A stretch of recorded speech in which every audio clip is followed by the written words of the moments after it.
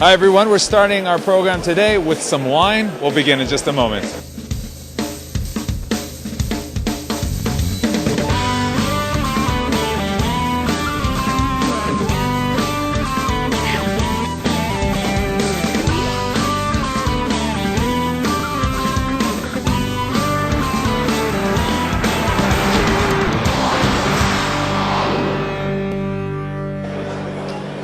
Shalom and welcome to Israeli Salad. We're starting our program today from a professional wine convention here in Tel Aviv.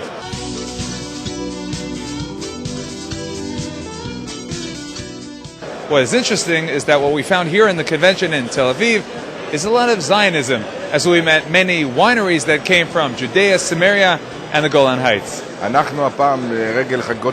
We are marking 25 years of our winery, and so we brought our best wines to this convention. This wine is grown and fermented in Gvot Winery. Gvot Winery is in Givat Harel in the Shomron region, near Shiloh. Is there anything special and unique about the wines in the Shomron? I think that we have what you call terroir, a very special terroir. This hills with their very stony terrains grow very good vines and very good wines. In the past, the area was full of vineyards, and we are slowly going back to that. We just came back from Teravino, Elat last week with lots of gold medals. Today, for example, the distinguished US-based Wine Spectator magazine published a list of the 100 best wines. One of them was Israeli, and it was ours. Our winery won many medals in the past. Just last week, we won 2 gold medals in the Teravino competition in Eilat. So you're here in Tel Aviv, someone might say with some sort of a settler wine. How are the reactions? The reactions are quite interesting because people find this very interesting, very tropical, finding a new region they don't know. Most of them see it as a very interesting thing. And I think this is the best way to involve new people in this region and make them love it in a way that nothing else can do. There are those who say quietly, sorry, we don't take wine from the territories, but most taste and give positive feedback.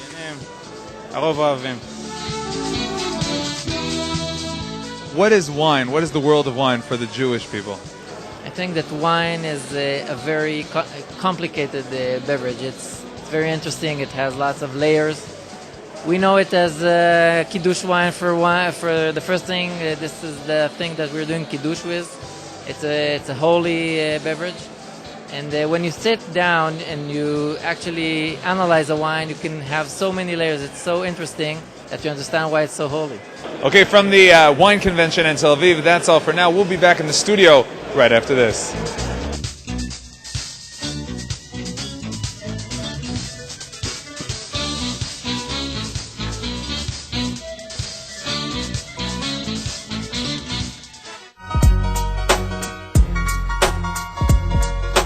Please send your comments, ideas, and questions to the Israeli Salad email, yoni@israelnn.com, or leave a message on the Israeli Salad voicemail at international dialing code 972-3918-5554.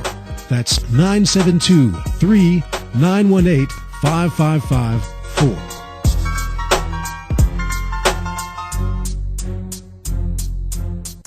Welcome back. Now time for some music. Poetry by one of the leading rabbis of the past generation, Rabbi Kook. Yes, you heard correctly, Rabbi Kook, the first chief rabbi of the land of Israel from the days before the establishment of the state, was also a unique and astonishing poet. משורר התשובה, הנולדת כבר? The poet of the return. Have you been born yet? And then it goes on. And Rav Kook was a poet at his essence. The renowned Torah scholar Rabbi Avraham Yitzchak Kook, founder of religious Zionism, is famous for his writings, teachings, and ideals. But are we familiar enough with his poetry? Bialik, who was Rav Kook was his mentor, and Bialik, when he saw Rav Kook's poetry, if you can see that it's completely in a flow, there's nothing changed. Bialik looked at us and said, wow, I spend a month on every paragraph. I'm erasing, I'm looking at every single word, and for Rav Kook it's just flowing. It's just flowing. And he was in awe of Rav Kook as a poet and in every way, actually. Rabbi Yitzchak Marmerstein decided that Rabbi Kook's poetry must be brought to the public. There is this voice of Torah that comes from the very deepest and most comprehensive knowledge of the Torah, and is a very important perspective. It's a perspective of holism, of inclusivity. Rav Kook was a neshama klali, a general soul, a universal soul.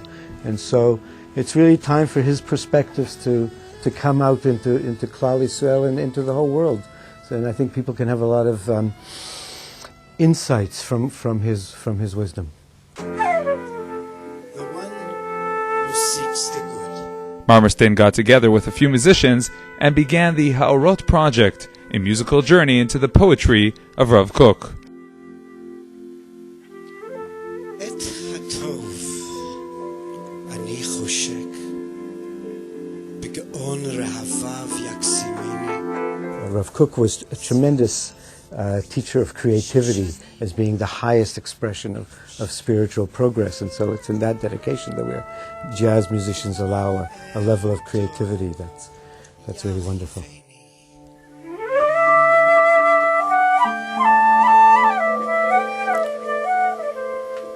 It's the good that I desire. Marmerstein remembers his first encounter with Rav Kook's poetry as a spiritual and sacred experience. One summer afternoon in a cottage, I sat and I started to read from Rav Kook's writings in the English. And I had what I could only now describe as some sort of experience, in that I felt, when I was starting to read his words, I felt my whole consciousness expand, and that there was like amazing bloom and breadth for thinking and insight here that I hadn't experienced in any other teacher of the Torah since the rabbinic era. And he was, in a sense, the first prophet of the return to Israel.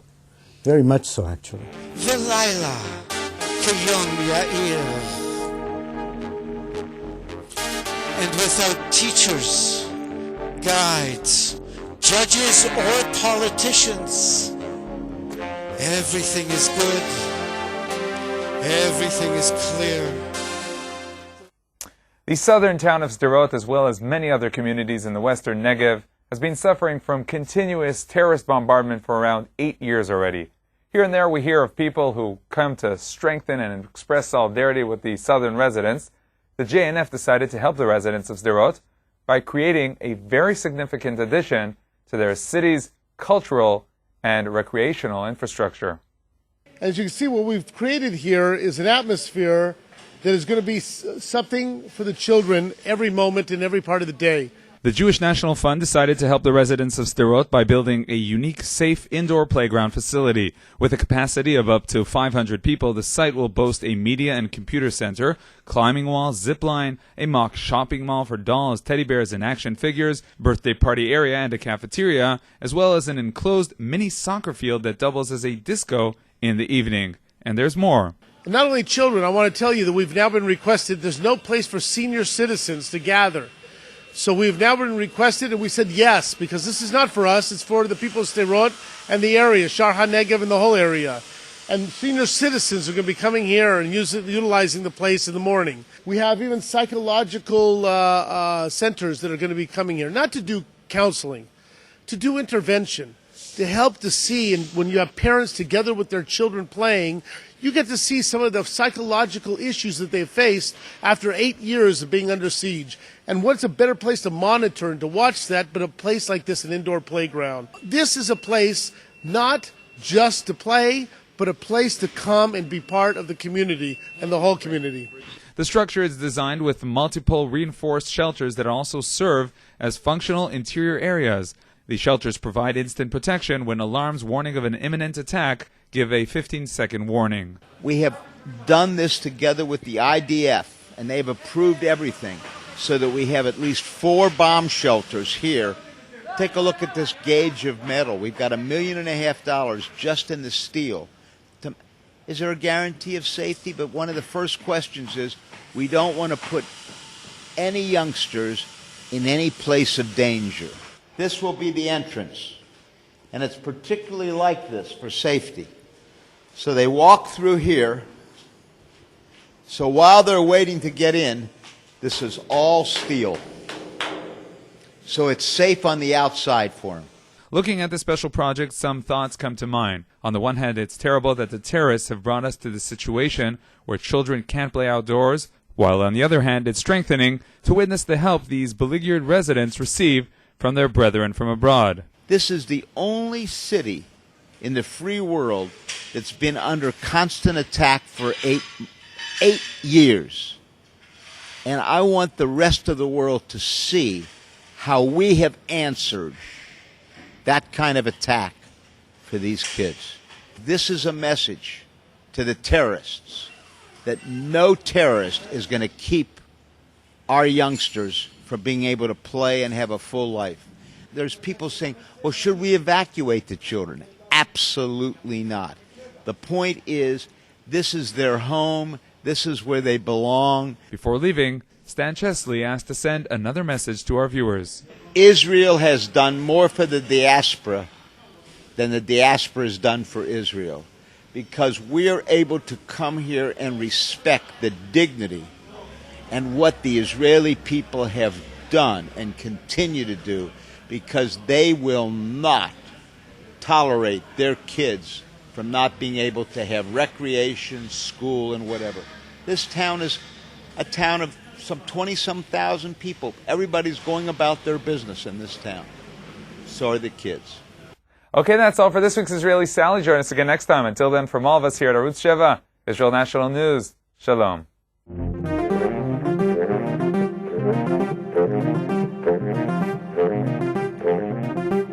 כל עברים שוטפים כנחלים ותואר וזוהר וגבורה ואור וחיים רעננים וחופש ודרור ממולאים בכל היגיון ומפעלים. All the past flows like rivers, illumination, strength, purity, and life. Life renewed, freedom and liberation fills all our thoughts and activities.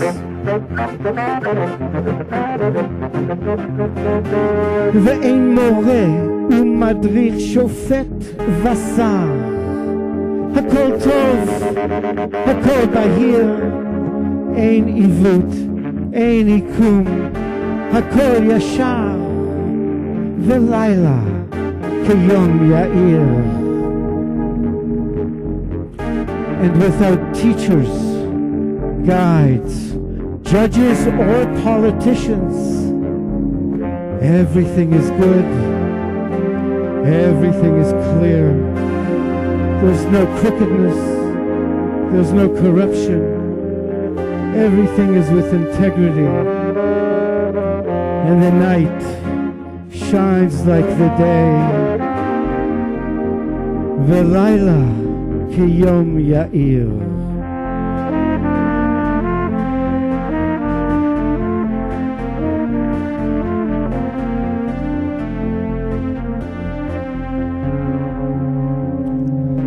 לעולם זה נפשי שואפת, ובחיים כאלה רוחי מרחפת.